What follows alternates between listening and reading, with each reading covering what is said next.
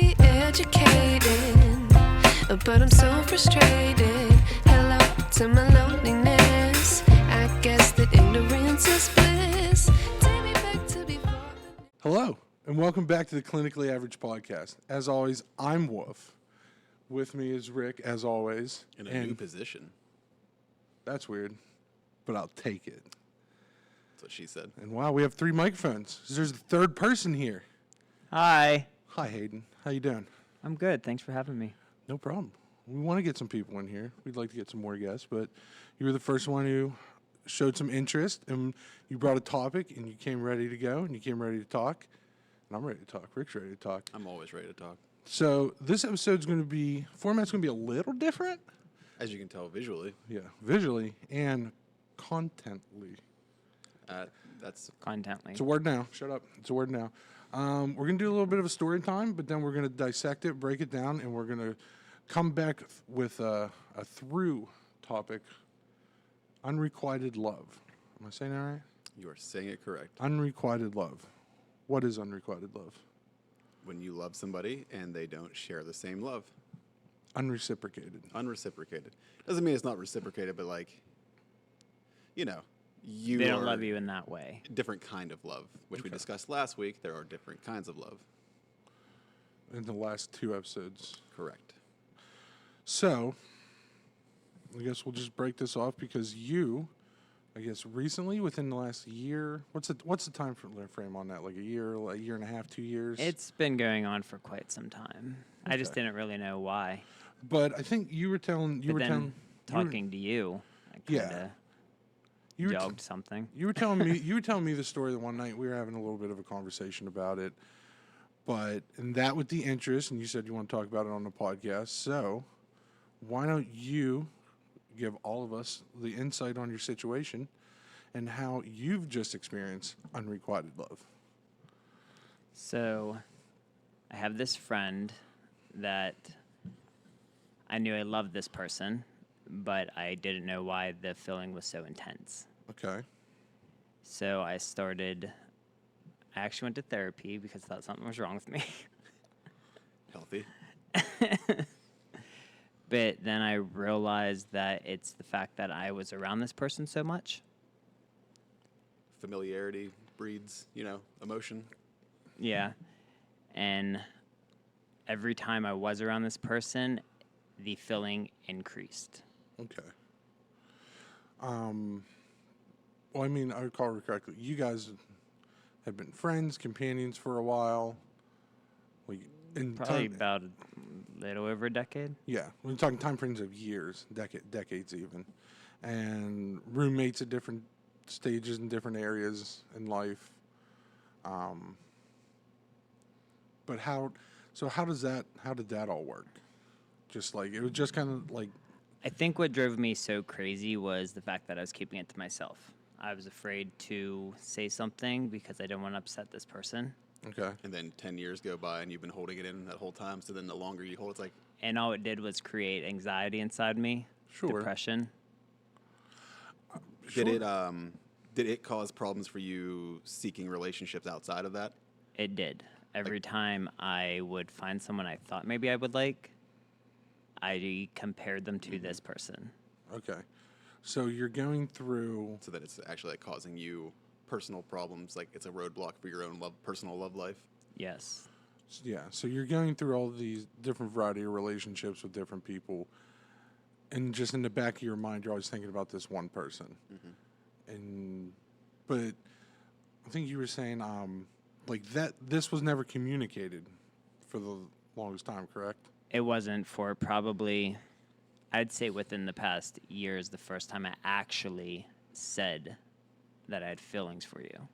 Okay.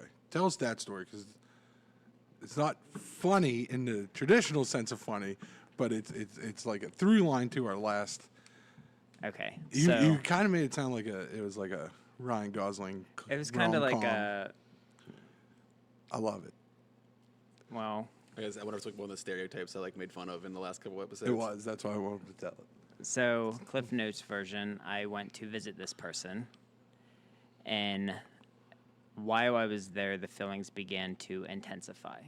And I think it was probably because I had just had a huge trauma, or I guess disaster, that probably was the worst thing that ever happened to me. And in my mind, the only person I wanted to talk to about it with was this other person. Okay. So I went to visit them, and I was there, I think, about 2 weeks. And then when he was taking me back to the airport, the feelings intensified so much that I started to sweat, and I didn't really know what else to say other than my feelings. And it wasn't this like as you were getting out of the car. It was as I was getting out of the car because I felt like Just overwhelmed. quick break, and then they can tell me later, I guess. This is a perfect scene from a Ryan Gosling movie. Just like that thing I joke about, like, you Yeah. meet up at the airport, like you chase them down before they leave. That's actually kind of what I thought after I got on the airplane. It's like, I've watched this in a movie before. It's the big grand gesture reveal Yeah. out of nowhere. Just hit him with the grand gesture. Wait, so you went to to see him? That's where he's living. Yeah. Okay, Yeah. that's what I was confused on that because he said you were taking him to the airport, but you had gone out there to visit after this incident with your other business. Yeah. Now that's kind of like the perfect setup for, all this to come out. I mean, you've been holding this, you've been having these feelings for a while now, and you've built a friendship and a relationship with this person. And now you're going through a very traumatic experience, this disaster, which is, disrupting your life, disrupting your emotional stability. Not to mention the distance between you and them. Yeah. Distance makes the heart grow fonder. Yeah. And you're in this part of your life. It's just, Yeah. Even whenever they did move away, we still constantly talked. So, yeah. That It is wasn't. like the blessing and a curse of the modern times. Is like you're never actually Yeah, away away. from that person. You're never like if you have social media, if you have text messages, they're always like a phone screen away. So, like, you're still in constant contact with this person, and like you said, like, you're going through this really chaotic and crazy time in your life, and it's just, I can only assume that your life is just kind of just a mess at this point. Is that fair? It was kind of like, well, I just lost everything else, so what else do I have to lose? Fuck it. A true yellow moment. Yeah. And just like, well, this is happening. Fuck it. I'm just going to tell him. Yep. Just send it. Yeah. You have those moments, where like the emotion just builds up, and it's just like we all have that where it's coming out. Yeah. Beautiful timing, though, as. It was kind of like, say it or you're going to blow up some other way. Yeah. Okay. So what it was like, so all this happens, you go to visit this person, hang out with them for a few weeks. You finally reveal these feelings that you had for this person for the longest time. Now you're hopping out of the car, running into the airport, and flying back to the other side of the country. Where does that develop from there? Well, I want to know before that what was the reaction? Yeah. There wasn't too much of a reaction. It was probably my fault for not really getting a reaction because at that time I also did say to this person that I don't really want you to say anything right now. You just wanted to get it out. I just wanted to get it out, and I wanted to just leave and just whatever happened, happen. Okay, so you set that precedent I that did. you didn't I want. did. Okay, because like the first time we talked, you were saying like there kind of wasn't a reaction.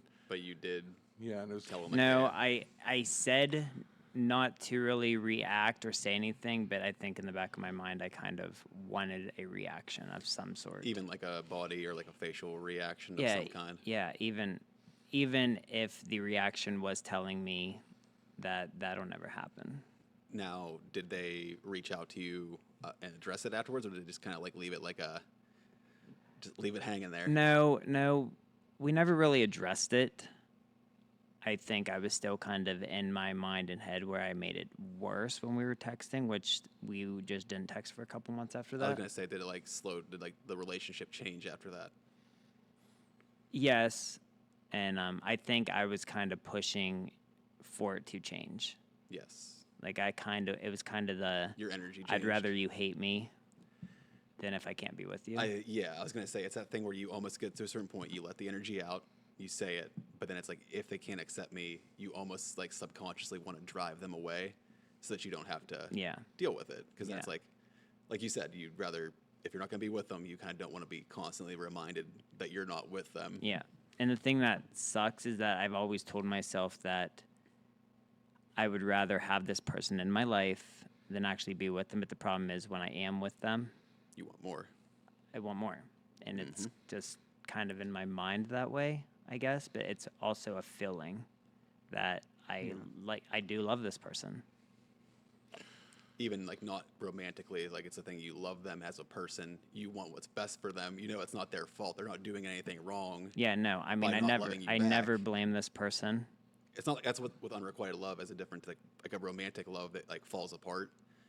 Is like you can be if like someone you feel damaged you in a relationship, you can harbor that like ill will against them or like feel bitter and jaded about it. But like in this situation, in unrequited love, the person's literally doing nothing wrong. Just they don't feel the same way you do. Yeah. So it's like you can't harbor. It almost feels selfish. And okay, now I want to feel bad feelings towards them, but they didn't do anything. It kind of brings up the why am I not good enough kind of thing. But Yeah. in the moment, that's how it feels. But then you realize that's not actually the problem. So I have a further question. So I guess we get it out there. We've said the pronouns here at this point. Like, you're gay. This was a man. But do you think he has... Did you think there was like something there, or are you certain of his sexuality?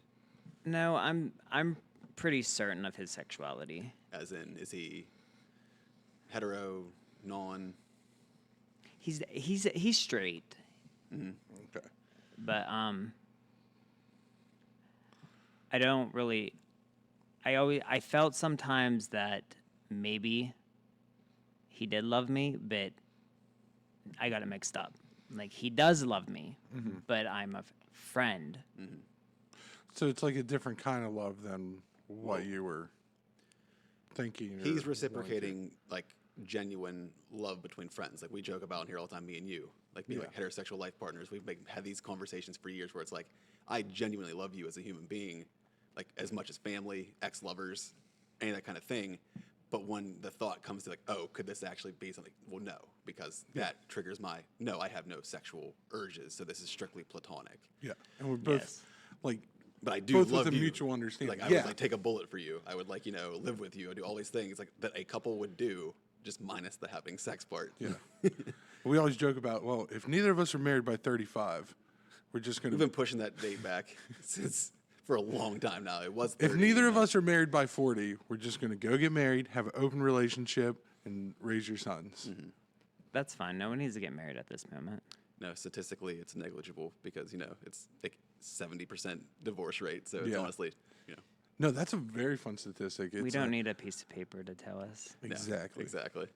What is that joke with that? It's like if you knew there was an 80% chance that you walk outside and a bowling ball was going to fall from the sky, You would stay in the house, you'd stay in the house, but right? but we still go get married, even though there's like an 80% chance of it failing disastrously. People know each other for a couple months and run off and get married. Yeah. Which I think is kind of nuts. It's real fucking nuts. Well, yeah. I mean, other people date for like a decade and don't get married, but then they have like actually pretty good relationships. So it's like I don't need the government or God to get involved to like make this official. And I think it's better at that moment. I mean, at this point in my life, it's like even if I do get into another long-term relationship, the idea of marriage is just like, is this necessary? Like we have to get the government involved? This is so good. Let's get other people involved. I don't know the actual details of the tax benefits. I don't know either. Are they that great? I have no idea. Me As either. someone who's never been married or asked these kind of questions, Yeah. I don't know what the actual, real, legit benefit of signing that piece of paper There's is. probably a couple people we could ask. Yeah. But I feel like the emotional level and the emotional connection, what actually should matter in a relationship, has nothing to do with paperwork and No. the government. Like I think I talked to you about today. Like I had a breakup. I remember having the conversation. They wanted to get married. It didn't happen. But there was a conversation on the ending of it where I asked, like, if we were married, would this be so easy to throw away? And they said, yeah, it'd probably still be the same. And then, well, what the hell is the point of the paper? Because it's not supposed to be like something that's like supposed to encourage you to like fight and fix for your Other relationship. than the fact that you guys have to split everything now. Yeah, it's like now it's just like, legally. like Which I always, is it still a thing if you're together 7 years? It's automatically both years anyways. yeah, it's already a complicated issue when you split up and you've been together and you're that codependent. A domestic partnership. I think that what they the call legal it? There's a term. certain amount Yeah. of years Yeah. where you can, that's Like a if term you share an address, for a certain amount of time. like if you share one address for like 7 years or I something. don't think it's even 7. I think it's like I thought it was like 7 or 8. I'm not sure. Maybe they changed it, but there was a point I wanted to talk about what you mentioned about like when you're with that person and you feel a certain way and they aren't reciprocating, you feel this urge of I'm not good enough. That like makes you feel anxious, makes you feel like insecure. Yeah, it makes me feel like I'm not good enough. I get very anxious and I feel like I'm about to have a panic attack. But then it affects, like you said before, it also affects your dating outside of that. So like, because then you probably take that anxiety, that insecurity, that feeling of not good enough, and you take that out into the wild and you project that to other people because you're insecure and hung up on this person you have unrequited love for. And I think for yours, like, so like I have like examples of that in my life, but like ours are different. Whereas in you're with somebody same sex, but not same sexuality. Yeah. And so, but you're still feeling those feelings. Whereas, like, I think it's like for heterosexual people, like you know, male and female, and you become like friends, really close. You get it's the friend zone thing, where it's like, oh, we are like so compatible in every way. We're like best friends. Why can't we be more than that? Because like literally, we are like, what reason is there other than like, okay? So then, what is the guy or girl doing in that situation? They eventually go to, well, I'm just not good enough. The opposite sex doesn't find me attractive. Because so you like paint with a broad brush because this person of the opposite sex who you get along with and you do everything together, but you don't have a relationship. It's like, so what does that say about me? Oh wow.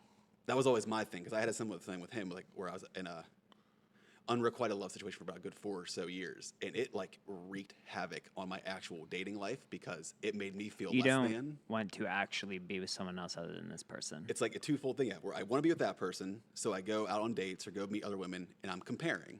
Like, oh, I just wish, but it's like, this is fun, this is what, but I wish that person would just do this stuff that I'm doing with this person with me, and we could be a couple. But then at the same time, they've like, you're kind of doing it to yourself, but you're kind of tearing down your own confidence because you're just like, why won't this person be with me? Why? What's so wrong with me? But they'll date other people who are like, and you compare yourself to the people they date, where it's Yeah. like, I'm better than that person. I could be so good to them. And it's like, so then you take that lack of confidence out into the dating world because you're hung up on somebody who doesn't have feelings for you. Yeah, I just had a real big revelation there. I saw you on your Yeah, face. like, You were like losing it there. oh wow, that makes a whole lot of sense. I've thought about it. That was my cross to bear my last Son lifetime, of a was the being bitch. stuck with unrequited love for somebody who was not reciprocating. Yeah, And it was so- causing so many problems In in my my mind, personal I life. actually always thought like, well, if I were straight and this was a woman, it'd be a lot easier for it to come out than it was coming out from me. Yeah. So would your reaction, or would it resolved any differently, is that you say this as you're hopping out of the car at the airport, and this person's reaction would have literally been like Hayden, I love you, we're very close friends, but like, you know, I just don't have any sexual feelings for you. Like I'm comfortable. Like if this person would have been like, I'm comfortable in my identity as a heterosexual male. Like, I love you unconditionally. We're good friends. I'd do anything for you, but I'm just comfortable with that, my heterosexuality. Would that have lessened the load? Would that have been a better hit? Would you have... Like, do you think your friendship could have readjusted back to maybe how it was before if they addressed it like in a way like that? I think it would have been like a temporary bandage. Because the more times you're around this person, the more contact you have with them. It's kinda pulling it out. kind of comes back because there have been several times in our friendship where we'd go a long time without even talking. Okay. Like we've probably gone about a year, maybe even 2, and then we get close again, and they all kind of just surface again. So, and I think both of us can probably speak on that. Because like I said, I had that similar thing with a person, with a female that I was friends with for, honestly, at this point, same as you and this person, probably about a good 10 years. And for the first like 5, 6 of them, it was this kind of like, I was even in a relationship and I was having feelings with this person, was not in that relationship. We were together all the time. You develop feelings. And then there came a point during COVID where we ended up not seeing each other for a couple years. And the feelings kind of did go away, and then we reunited and became friends again. And for me, those feelings stayed away. They did not bubble back up, but time changed. I had a lot more experiences, I guess probably different people to think about that maybe took my mind off that person.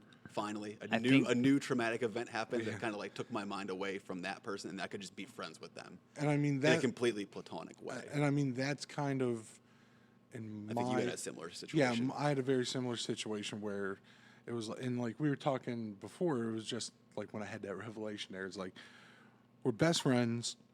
Like we're best friends. We're fucking attached at the hip. We do everything together. You were both heterosexual, opposite sex. Yeah. But it's like, so we couldn't do any more than that. So then you get, like you were saying, you get that, well, then what's wrong with me? Because, like, if I'm having this genuine connection with this person, but you're only missing, like, that one extra element, well, then it's like, okay, what's wrong with me? Yeah. So like, then why are you go so through that. And then you can't get mad at them when they date other people because it's like, we're not dating. Yeah. I can't act jealous. I can't do these kinds of things. But You can't really get mad, but it's more of a feeling at that moment too. Yeah, But- you feel like I shouldn't react, but I kind of want to. Yeah, So- then you find yourself like getting pissy when you're around them and they're then like their you boyfriend or girlfriend. you become the dickhead Oh. when you know in your mind you are being an asshole and you're not really sure why. Well, and you feel guilty. And like I said, I had it similar. I don't know for sure if you had the situation like me and him, but I had a thing like that where I finally just could not hold it in and I spilled my feelings. Like to me, up until that point, it was probably painfully obvious, like to everyone and anyone around. I think if they didn't know, they were just being oblivious to protect the delusion that we're just best friends. I don't want this to be anything more, so I'm just going to keep this act up, even though I know. But I eventually did like unload it all. And it went disastrously. It just turned into an absolute fight. Like it was just like an actual like a breakup. Like it was just like fighting, yelling, swearing, saying all kinds of shit. And just like, oh. Now, I remember them saying like, he's like, how dare you ruin our friendship? I'm Really? I'm like, oh, I did, didn't I? And then we tried to like keep it normal for like maybe a couple months later, keep it going, and then eventually it's just like, this is not healthy now. This is like a really bad. Then you feel like like, I feel like shit. But it's like you said, you know, it might not go anywhere, but that feeling of having that in you, it's like I have to get this out. At this point, I'm just lying to myself and everyone around me. I'd rather just get it out and see what happens, because at this point, just being around the person is kind of like torture for you. So I did hit that critical moment with the person I was involved with Unrequited Love in. And it was a weird transition for like relationship with her, and we kind of came back around to this point where we were hanging out all the time, being Usually best how it friends goes again. in unrequited love situations. One of you And is then- getting out of relationships, then you reconnect. And then at the one point, like we just had the discussion, like, you know, all that build up, and you just spilled on that person. And yeah, it goes disastrous. Well, not as disastrous as that, but like this kind of came to the conclusion, just like, look, this is probably a missed opportunity. We should have done this years ago. And then moving forward from like that conversation, and this was saying like where it kind of differs from what you're feeling. So we did kind of grow apart again, and there were kind of a couple instances where like we would be at different social functions, and it was just kind of like, I don't kind of want to hang out with you, whatever. But then after another set of time apart, like another, year, 2 years or whatever, then it was kind of like, okay, I did what I could. I said what I needed to say. It's not happening. This was a missed opportunity. And then it's still that part of the love. It's like, I do genuinely value this person in my life. I like the friendship that I have with them, and I'd rather have that than bitterness. That's where I kind of got to the point with mine in recent time, where it's like, I'd rather have this person in my life as a friend. Yeah. Than And not at all. But it takes a while to get rid of those feelings. And I can genuinely say that like I don't have romantic or intimate feelings for this person anymore. I guess if I'm gonna like posit like what the cure for that is, like for Hayden, is you have to go get your heart broken by somebody else. Because I think in both of our situations, I think what cured it No, was. I think you did the work beforehand. I did the work beforehand before I got my heart But I think I crushed. got so emotionally invested in somebody else after that person that then became a heartbreak. That's like, okay, that became like, that's where whenever I think of like unrequited love, that's where my brain goes, not to my friend. Yeah. Yeah, go get your heart broke. Go Well, get. the problem is, where do I find someone to break my heart? You gotta go to the city. You gotta go for the city for this shit. A lot harder out Well, this this way. is kind of the problem. I used to turn down people just because I was like, well, I'm not going to be. I knew I wasn't going to be into it. You're not this person. Yeah. I'm not gonna be into it. And then I always am kind of picky. It's Okay. harder to be gay than it is to be straight. Sure, and especially an hour removed from a major city where there's a low populace, Of openly gay people. and it's just And I keep coming back to these small towns. in these small towns where typically that lifestyle is still looked down upon. I would With say, the older generation, I wouldn't Yeah, say yeah, so yeah. much the younger. Yeah, I would say No, the younger that's generation in this totally area fair. kind of surprises me because it does seem pretty open for the most part. Yeah. and I mean there are a number of there's a number of heterosexual relationships that we see around here. I mean it's not zero, but it's still pretty rare. You mean homosexual? Homosexual, yes. Yeah. There's a lot of heterosexual relationships around here, bud. Whole lot of heterosexual. Around every- There's a whole lot. Around lot- every lot of corner. Republican missionary heterosexual. Let me tell you what those older heteros are doing, Hayden. Missionary on his birthday, busting out the big guns. The one where she lays on her back and he's on top. The real good stuff. belly to belly. Belly to belly. Missionary. Sometimes they'll mix it up and throw some missionary in there. You're not missing out on much. Say missionary again. That's probably what most of the homos do, too. Thank you. But he's able to say it. That's a I don't know. possibility. Yeah. Am I allowed to snap? Real sassy? Do it. Because We don't- asked for you know permission. I don't do that right. Yeah, I know. Is it offensive? Like, He did it one time at Ruby's in. I But the never best part said was I'm you- not a prick. You had to look, but like the funny thing for that is like you snapped all sassy like that, and then Hayden was sitting there and you looked at him for approval. Can I do that? Am I allowed to- And I said is it's it like okay? it's the idea of Am I like in trouble? you're a white friend with your black friends, and you say that, and you see if he can say the words you're not supposed to say. I said the word you're not supposed to say one time, and he told me that if I say that again, he's going to kill me where I stand. There's So now you know. There you yeah, know the now lines you know. at. Now You know the lines at. the boundary I has said, been "Oh, I'm set. sorry. No, we take a respectful. The boundary has been set, and don't cross it. We all had those moments, I said there's a classic term like from our history when we were in college. We were all playing beer pong and listening to rap music, and I, was feeling the song, and I, started saying the lyrics. My partner was a black man.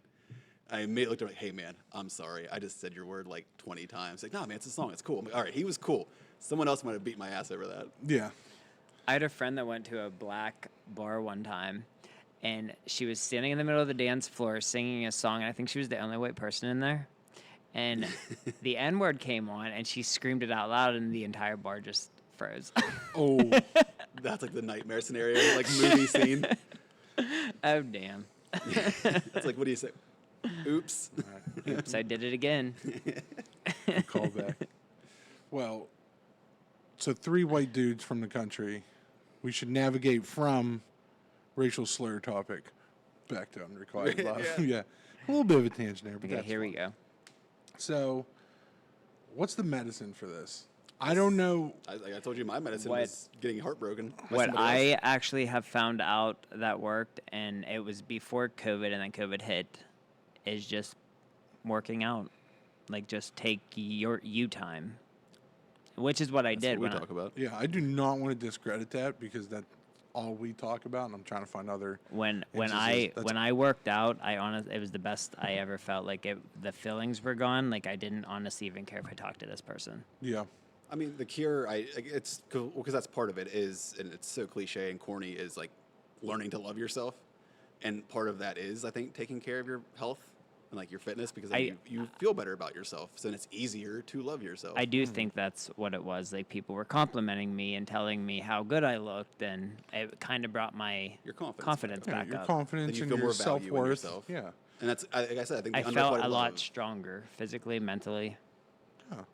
Because you're rebuilding after, even if it was you and your feels that hurt your own feels. Yeah, in unrequited love, you are basically hurting your own feelings. That's why it's different from romantic love, where the other person is very much hurting your feelings, and they are potentially devaluing you or making you feel like shit on purpose, or, you know, just consequence of a bad relationship, you feel bad.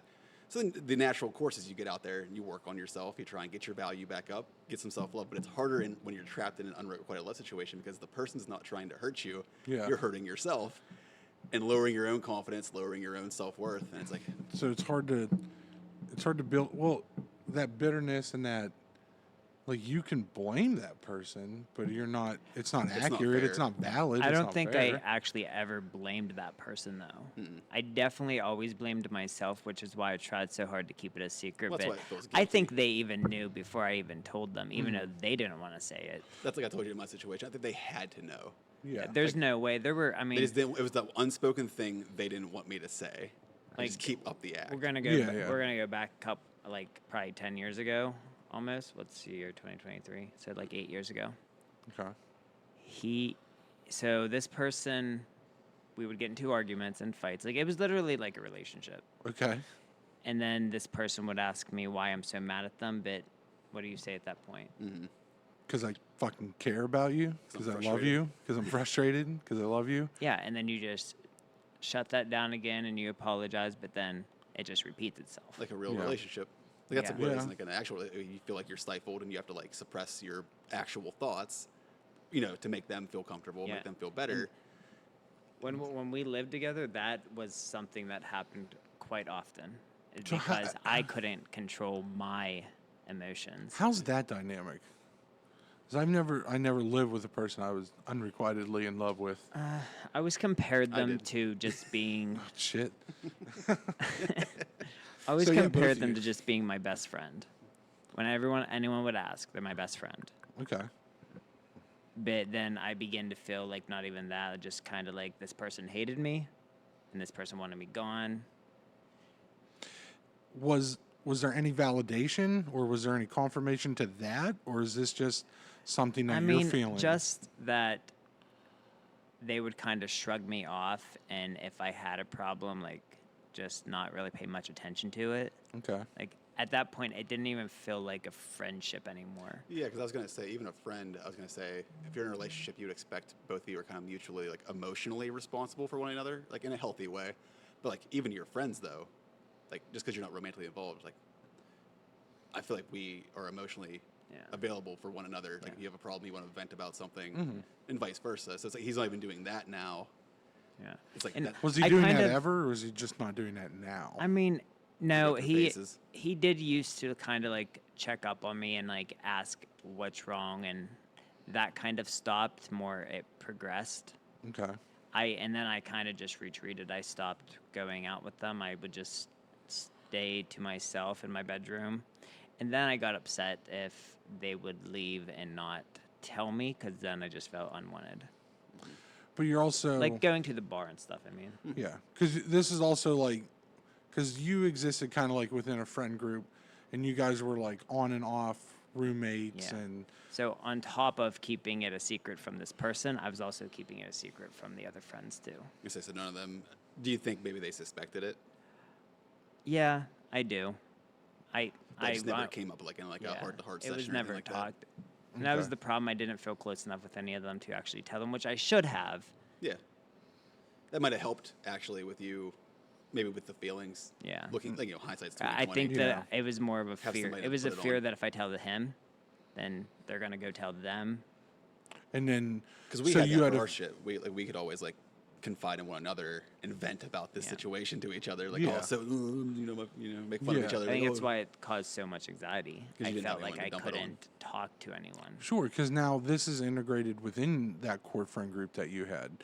When in my situation or your situation, I still had my core group of friends that person wasn't they're involved They were, and they like- come hang out, but it's like Passingly, yeah. yeah, when it's like I guess what you say when it's like boys' night out, or I guess for us it's like boys' night in the garage, drinking a couple beers. Listening and to it's like, Creed. listen to Creed. Always listen to Creed. Well, I moved away, and the friend group that was here, and then I was in the city all by myself. Is how I felt. So that fear of being ostracized Yeah. from that, I was just got to check in with a you big on my word. vocabulary. That's why I'm here in the middle, you know, just to like Yeah. make sure everything's going. Correcting your grammar and shit. Thank you. Thanks, babe. Proceed. Anyway, so that fear of that internal fear that you had of being ostracized from that group, you kind of then went ahead and did that yourself. Does that sound accurate? Does that feel accurate? Oh, yeah. No, I definitely did it myself. Okay. And I guess it was more of a feeling of once I began to feel unwanted, I felt like I needed someone to say, like, we want you here. But that never actually happened. So then that just kind of grew into a point of, all right, I got to get out of here. I got to... Basically, and you were around for that part. Yeah, I think me and another friend came down and helped you move out of the house apartment, whatever you call that. Yeah. Move out of that house and into another apartment across town. So it's like, and I mean, shit, I didn't have any inclination on the situation. It was just, hey, I got a new apartment. I'm moving out from these guys, and I need help moving. Like, all right, we'll come But down. it was and move kind of at that point that I think the friendships were over anyways. So, were there other elements into that, like the deterioration of that friend group, or is this? Do you think this is all?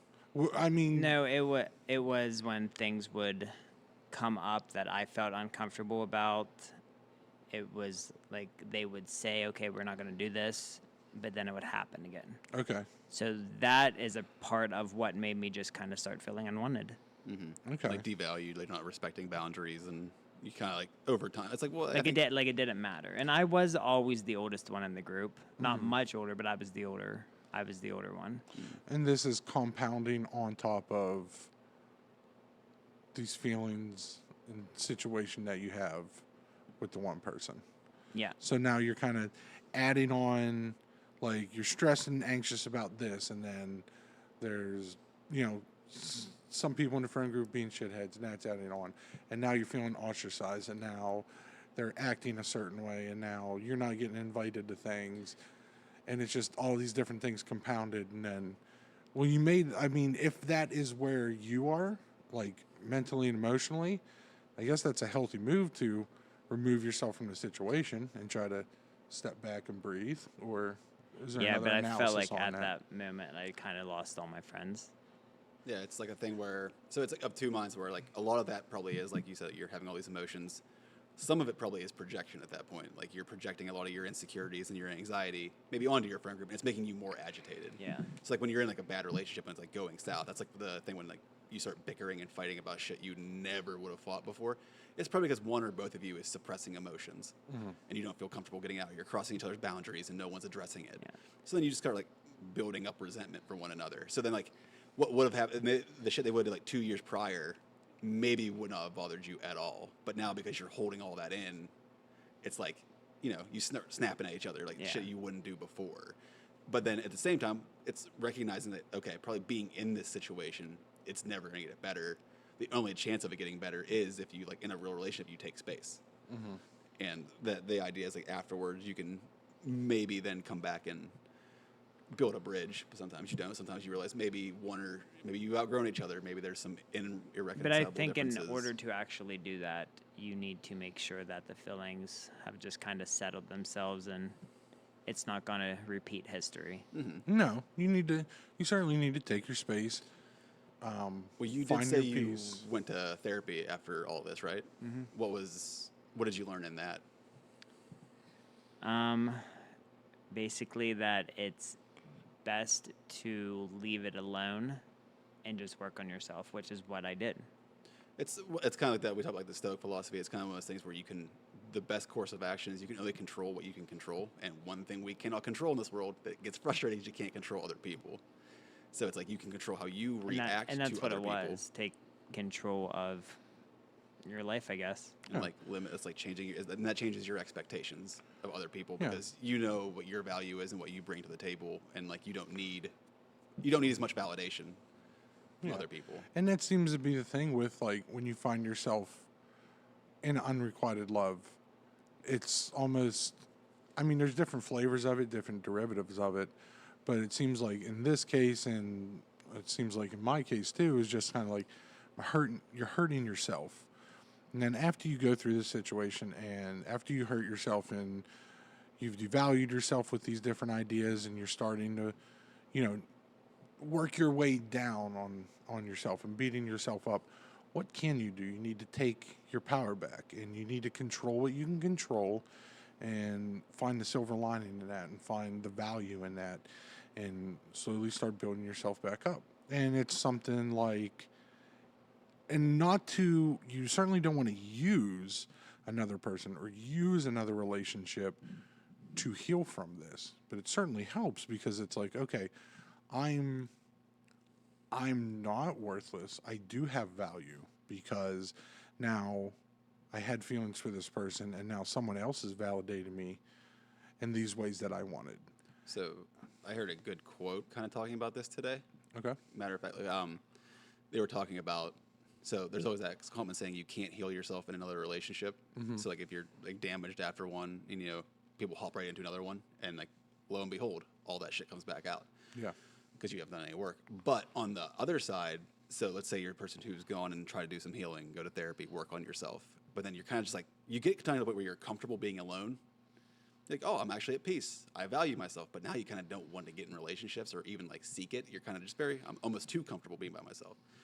Those people, they say, like, you need to get into another relationship, because you don't know then how healed you are or what might trigger you, because you actually haven't put yourself to the test. Okay. So you might go do all the work, but then you stay single for 4 years, and then you get in one, oh shit, a bunch of stuff that I didn't realize was even going on triggered me, and I'm not healed. Like, so like you kind of almost do have to go, well, let's go get hurt again. Like the joke, like the meme, I guess I'm ready to get hurt again. I Like, think go that's put kind yourself of what actually happened to me. Is I didn't just lose this person, I lost my entire friend group. So I got comfortable not being with my friends. Lone So wolf. when my friends actually went out, they would ask me, but I never had the energy to actually do it. Because, which is weird The for energy me. is a good term, like, because it is like, Yeah. it doesn't feel like, if you're not having those feelings and your friends ask you out, Yeah. what's the, well, yeah. If Yeah. I'm feeling good and we don't have any issues, like, I'll make time to Which go out. at that point in my life was weird for me, because I liked going out to the bar, and I liked to drink, and I liked to have fun, and that whole thing just changed. I did not want to do it anymore. Did you actively try and find like a new friend group, or did you just kind of lone wolf it? No, I had another friend group. I mean, I worked at the casino, and I was friends with all those people there. And that's when people would ask me to like go out or stay after work or go down to the South Side, and I just never found the energy to do it. Like, I never said that to them, but in my mind, it was like, I just don't have the energy. I'm just not. Like, I'm getting too old, but I wasn't that old. So I was like, So- I started questioning what is wrong with me, because I like to do this stuff. Okay, so like, yeah, I can make that kind of analogy in my life, because I think we usually a lot of time dead time like break thing between relationships. Yeah. The last time, like 2017 to 2020, so I would have been 26 to 29. I swear I acted like an old man more then than I do now, because I think I went to the bar probably like 3 or 4 times in that 3 to 4 year time span. Like, you guys would go out and do stuff. I never really wanted to go out. We'd occasionally go to the garage and hang out, but I didn't go out and socialize and like meet people. I was kind of just at home doing my thing. But this time, we went out all the fucking time. We've been out meeting people, doing all kinds of crazy God, shit. in the last I've done more couple in the last months. 6 months than I've done in the last like 5 years. And Yeah. it's like, but I think it came down to like a more of a value thing. In that last period, there was still a lot of like self-worth issues, a lot of like self-value issues, a lot of questioning. And it's still kind of a bit of unrequited love thing going on. Whereas this time it was like very much, oh, this is like a healing process. I have to get out of here. I can't be a recluse. I can't, you know, keep doing this kind of shit. And then it kind of opened more doors. But I think it's just different. You're in a different stage of your life and your healing process. Yeah. I don't know. Like you said, we've definitely been out. We've definitely been out socializing more in the last, and stepping into this dead time. I still can't get those fucking terms right. Well, a lot of times when you're like sad and depressed, Okay, ironically, so our dead so time, dead yeah. time's opposite. dead times when Yeah. you're like complacent, you're You settling, should you're know settling this, back into a because you groove. definitely listened to episode 1 of the Clinically Average podcast, now available on Spotify, YouTube. I'm not going to do a shameless plug right in the middle of this conversation. Yet. Not yet, We'll get but it. yeah. So dead time is where things get tripped up and chaotic, and then you come into this new phase of your life where this is your dead time because things aren't stable. So now you need to be outgoing and change things up and make changes and make improvements in your life and do things. And that's kind of like where we stepped into now. It's like, yeah, we have been out more in the past couple months than we have in the last years. Even pre-COVID. But it's just kind of that point of, okay, because we kind of, like we said in that episode, we kind of fell into this phase of our life because we just went through breakups pretty, like a couple weeks Like a apart. week apart. So we've been kind of riding this train together, and that was kind of a part of it. It's like, okay, we need to stand back up, dust yourself off, start making changes and improvements in our life to become better people, figure this out, do the mental work, do the emotional work, do the physical work, hit the gym, and then you got to do the social work. You got to get out. You got to start meeting people. You got to start getting comfortable with that uncomfortability again. Mm-hmm.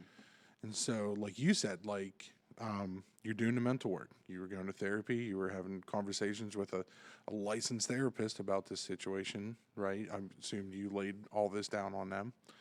You said you started going to the gym. You're doing the physical work.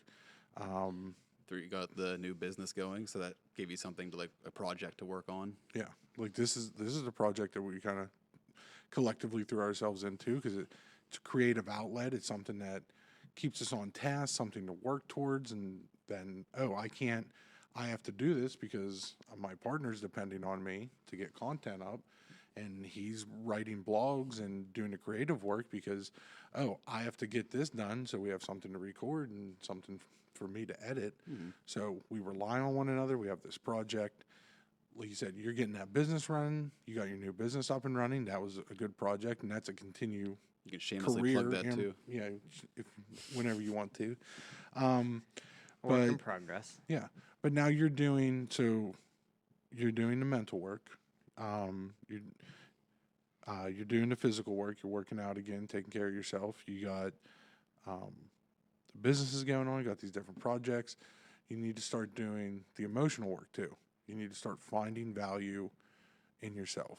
You have a lot of good things going on. You're a fucking business owner, a very popular spot that's going on right now. A lot of people love it. What did you just say? You got back down to 160? I You did. got back off your down to meds? You're 160. fucking Off your meds. fucking off the meds, dumped a bunch of weight. I got a business now. You got a lot of good shit going You for have cool you. glasses, super fashionable. They are. Thanks, my very fashionable. goggles. Yeah, these are fucking falling apart. I might look into a pair of those. Those look You better strong. be careful. They Strong, are straight, strong. Strong like bull. I fell asleep on them. They didn't even bend. That's I always That's when I get badass. glasses, I break all my glasses for sleeping. That's a I was- that's I a was- turn on for people with I glasses. was standing at Ruby's talking to someone, and I had glasses like yours, and I saw a shift in my one eye. I don't know if it was the heat from the kitchen, but they just like came unattached, like right across. Yeah, these little wireframes are fucked. I think these are even like the little thicker versions of it. I had really thin ones. Yours are pretty thick. You have a sick pair of glasses. You have a sick bar restaurant. You're doing well. I would say get back in the gym. Are you continuously working out, or are you? No, whenever I was going, it was up at 6 a.m, go to the gym, shower there, go to work, get off work, go back to the gym, go home. It was a routine, which I think is what helped me. Yeah, I was Yeah, gonna say routine that's helps. definitely the biggest thing I tell anybody when they're going through like a big life change is like get a routine. Don't just do random shit throughout the day, because that's when your mind wanders. That's when you get in trouble. Like if you have like a You get stressed out when you don't know what's actually going on. if I have like downtime and I don't have like anything planned, that's when like the dark thoughts come in or something like that. It's like, but once you work through that and you get your routine, then you like I think like I said, we're having at a time now where we're kind of getting back into like a routine. Like things are kind of calming down. We're not like, manic and crazy all the Yeah. time. I'm not crying on the porch. So now I can every have night. times like, okay, I'm actually going to dedicate some relaxation time. I am going to go, just sit here and chill or watch a movie or do something where like the last 6 months, the idea of sitting there watching a movie sounded like torture. Like, because like, I got to be doing something productive. I got to be doing something. For the first time in a couple months, last weekend, I actually sat down, hopped on Xbox, and was talking to my brother and just playing some random games. I And bought it was a video like, game and played for the first time in like 8 and months. like I didn't feel like shit. When Didn't I was feel like going to the gym, I didn't feel like watching TV or doing any of that Yes, stuff. that's how I've been the last 6 months. I was focused on the gym. Yeah. Even when I was at reading or gym. Yeah, even when I was at work, I was like, okay, I can't wait to get done so I can go back to the gym. That's what we do at work. We do all the time. Just like we've been sitting here like noon hit. We're like, we need like dumbbells in here. Yeah, I would didn't get a pump. I'd go in the back and do push-ups sometimes. I want to get a set of dumbbells so whenever we get a rush, because the waitresses will bring back like 4, you get a good 10 tickets at a time. Like, I got to get a pump. I got to get a pump before we start doing this. But it's like, and then we'll joke about just like, it's like starting to slow down after that lunchtime rush. And it's just like maybe starting to clean and restock. And we're just like, man, I'm going to be at the gym right now. I'm going to go to the gym. Is it 3 o'clock yet? I'm going to get to the gym. It's something to look forward to. It is. And There's just like a power boost walking through the gym doors. Finally, I got here. Yeah. It's like that. Yeah. It is like you walk into like your safe haven. Like you go through the doors. Oh, I'm here. It's like church. It feels. I imagine for church. It feels people who go to church. comfortable. it is very comfortable. Yeah. It's for all intents and purposes, it's your safe space. It's Yeah. like I go there to. It's where I can turn my brain off. Yeah. It's where it's like I always say it's like kind of like meditating. Put my AirPods in. For me, it's become more of a. Now it's less of a, like, get this evil out of me kind of thing, or get this stress out of my body, and now it's kind of because I have goals and aspirations that I want to achieve there. So it's like I'm going there and I'm training with a purpose. The purpose not being to make brain less sad. to not be sad. Yeah. You're not going to not be sad. At You're going first, when I started, it was about not being sad and getting out of my own mind. And then the more I did it, the more it just became natural to me. Yeah. And my mind kind of shut off, and I felt normal again because I didn't feel normal before.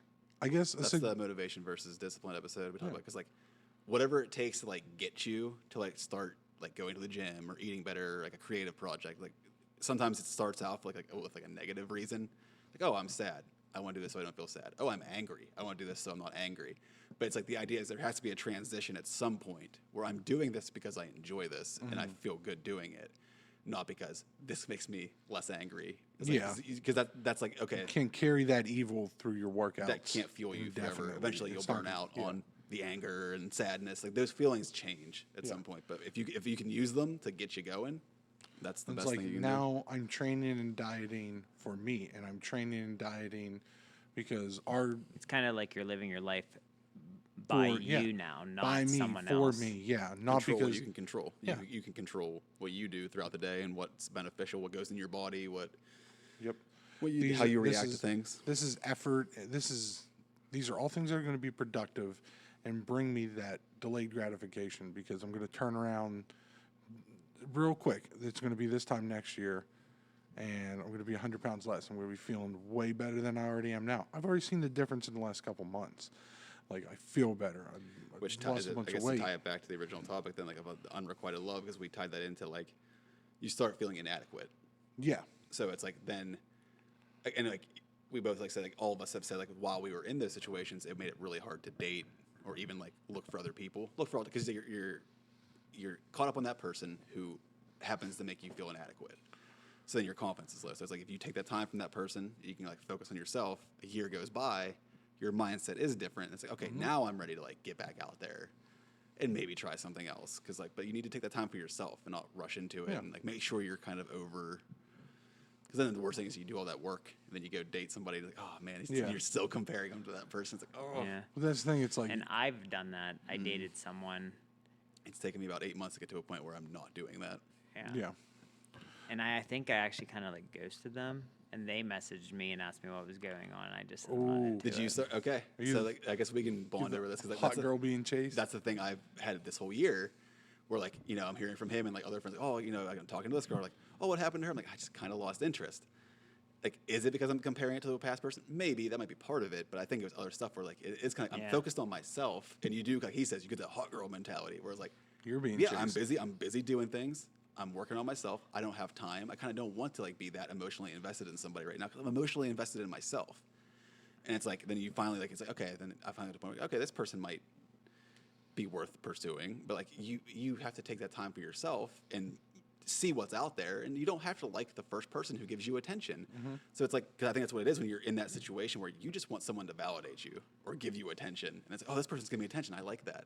It's like, but is that You want them to show you you're worth being loved. like is it healthy? No, but is it maybe kind of shitty that maybe you're kind of using another person to like give you some kind of validation? But it's like, as long as you're open and honest, it's like, hey, I can't force. Then you can't force yourself to love somebody. So then you are doing that.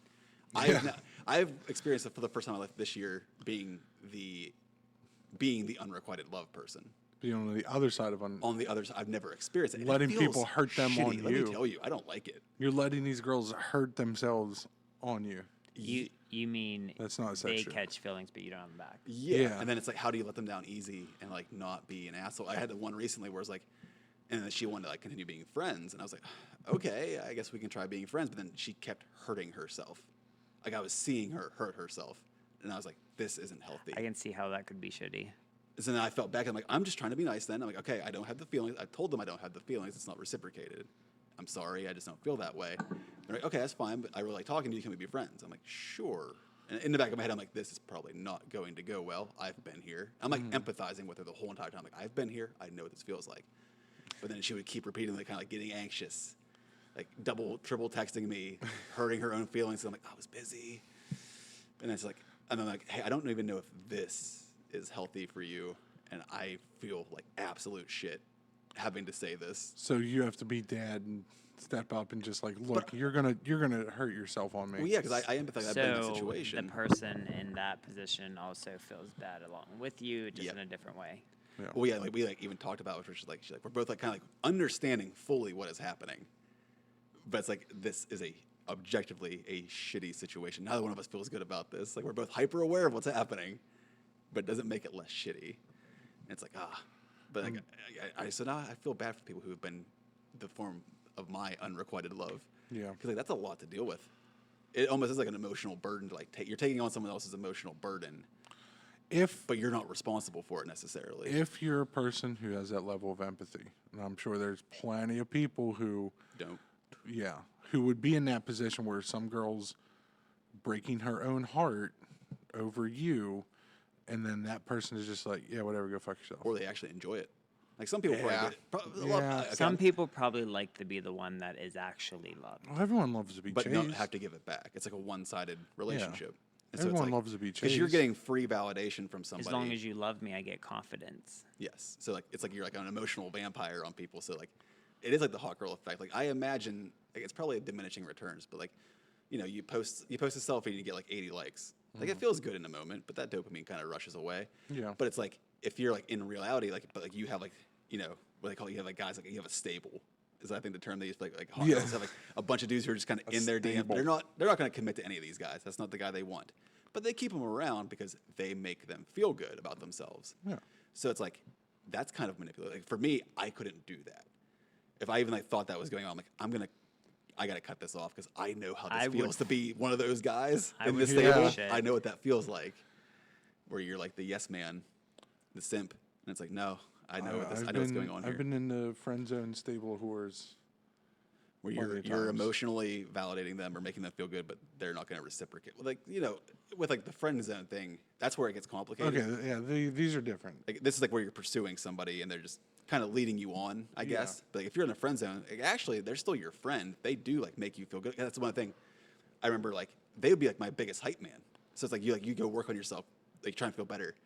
And they're the person gassing you, oh, you're so hot, you're looking so good. You're like, you're not helping now, actually, because now you're complimenting me, and I want you to compliment me, but like it's not in the way I want. I would like to make a distinction here. If the Venn diagram, you're so handsome, I can't believe women aren't eating you up. Like, I know, I want you. Okay, to eat me up. Okay, thanks. She's giving you big grandma vibes. Your grandma everyone's grandma thinks you're the hottest in the queue. Like, I can't believe women aren't swarming, but you don't want a female friend of yours that you're interested in. Like, oh, you're just so hot. I can't believe women aren't gobbling you up. Like, that's not. It's kind of like, what do you think? I'm hot. Then this why aren't we close. together? Yeah, you are think this I'm close, hot. lady. We get along. We do all these things. Why You're not? this close. Why not? So then that kind of drives you mad. And because we brushed on it there, but I'd like to make the distinction for my knowledge and for the viewers.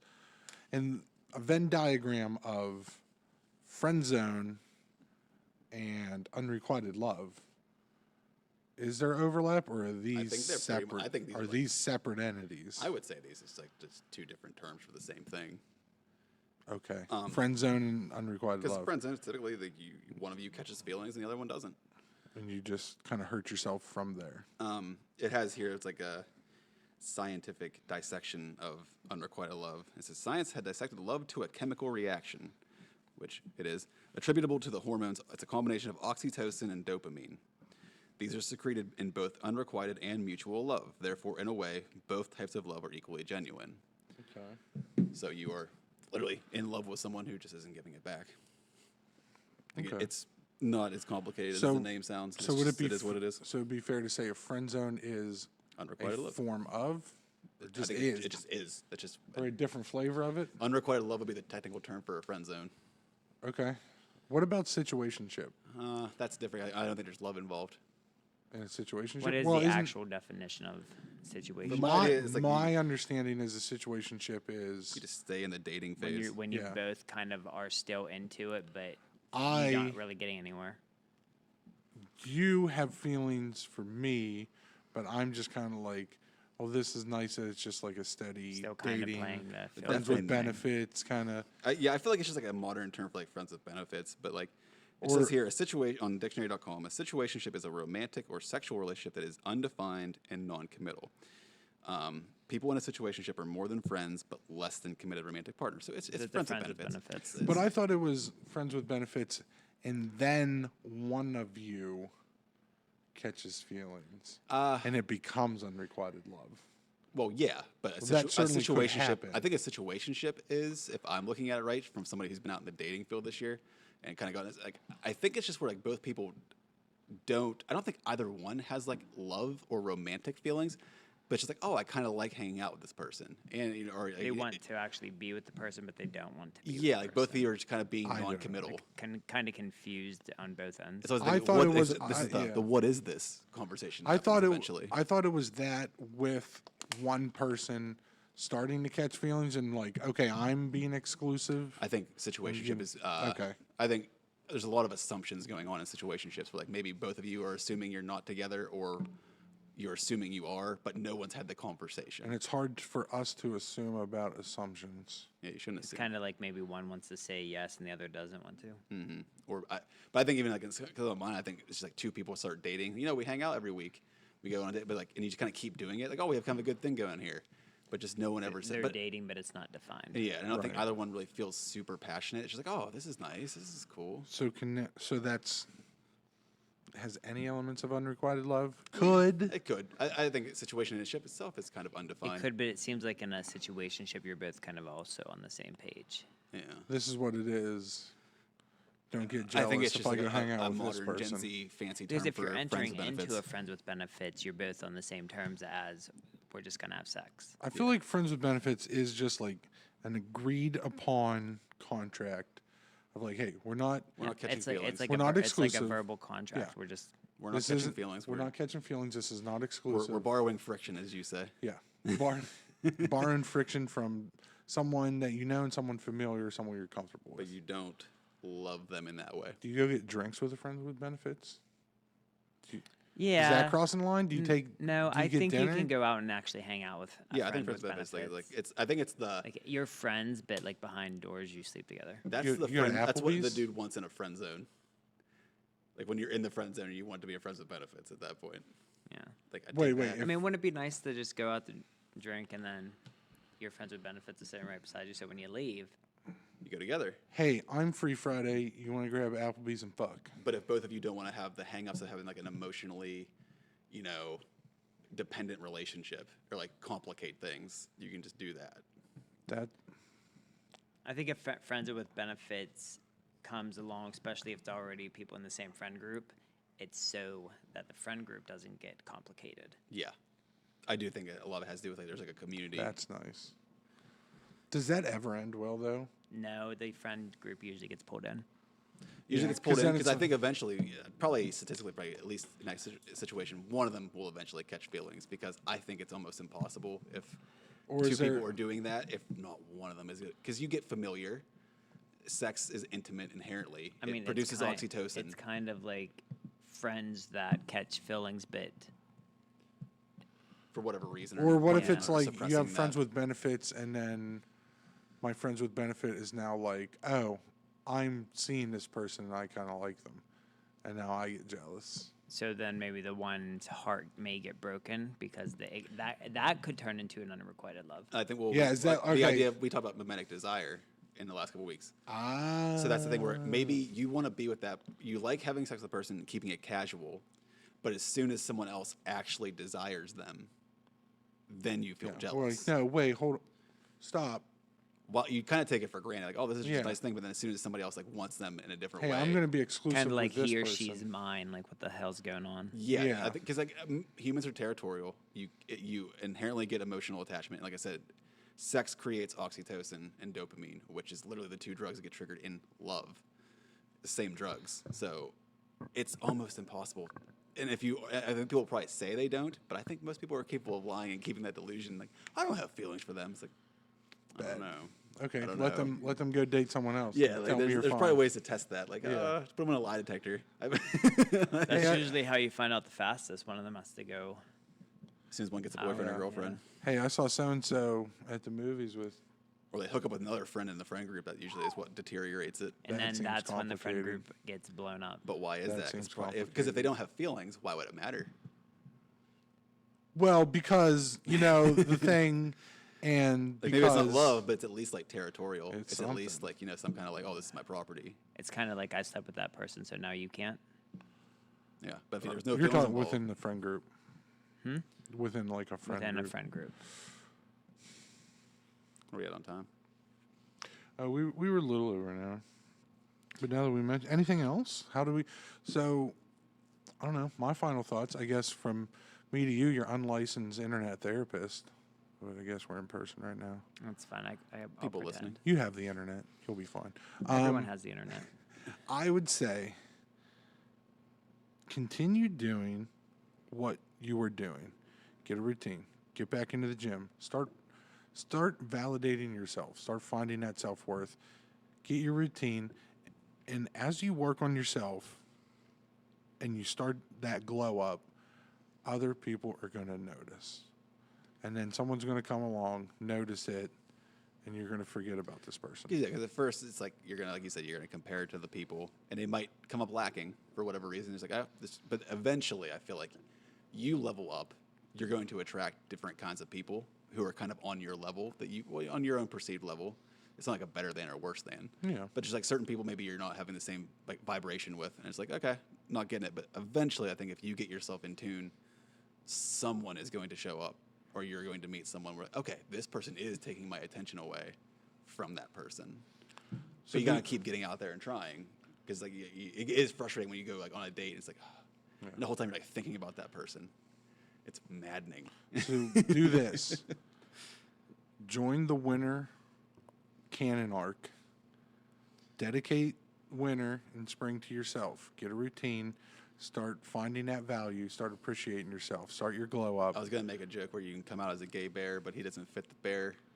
Like you coming out of hibernation. No, didn't we just have a Ooh. conversation about how I dropped all the weight? Yeah, you're so not a bear anymore. an No, ox. I'm just saying, like, I was never a bear. That's what I mean. Like, so I never said, don't get So I'm offended saying- at me. I didn't fucking I'm saying say coming that. out coming out of hibernation like a gay bear, but like not like in the gay term for bears, which like you'd be a bear. I'm big bear, rawr. Yeah. I don't do that. You know, like appearance Was wise, that They got you offensive? close. Was that offensive? No. All right, good. he's the I'm he's an the authority. ally. I am an ally, and I try to not be a Hayden's the dickhead. authority on all gay. stuff. But I am inherently from an area where we breed dickheads. I'm a reformed asshole, Hayden. All right, That's fine. I don't think you were actually ever an asshole to me, though. bet I can start. Don't you goddamn dare. Rawr. Rawr. Get your self-worth up, and then when spring rolls around, we'll go clubbing in Pittsburgh. Okay. All right. we can get all the gay bars. I hear it's a blast. Have you ever been to After Nights? I've never been Oh. to any situation in Pittsburgh. I stay After away from Hours South. is pretty crazy.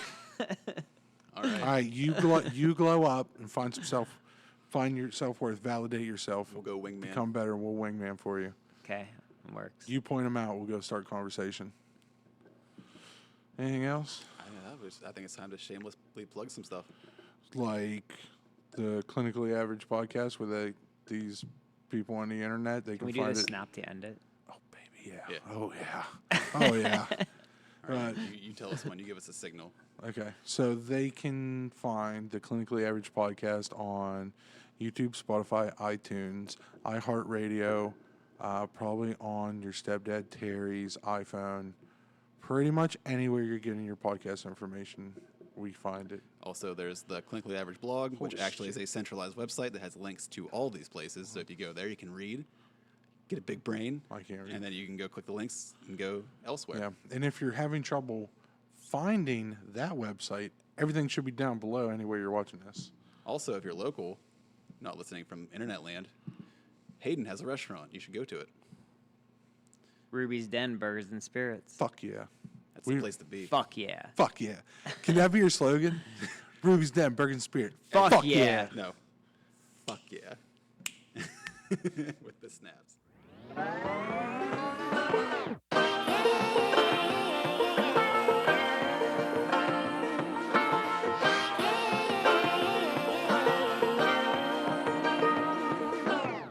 I like to be educated, but I'm so frustrated. Hello to my loneliness. I guess that ignorance is bliss. Take me back to before the new. Rewind, take it out of cue. Innocence can be a young man's game. Signed up for the hall of shame. I wish I knew how much I miss not knowing that we're all screwed when we play our roles and ignore the problems.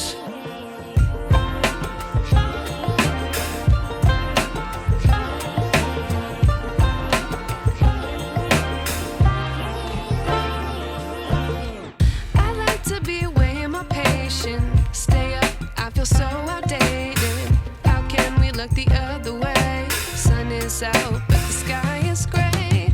What would happen if I took a chance? It's always hard at first glance. I don't wanna, but I know I gotta do it. The truth is hard to swallow. I think I'll chew it.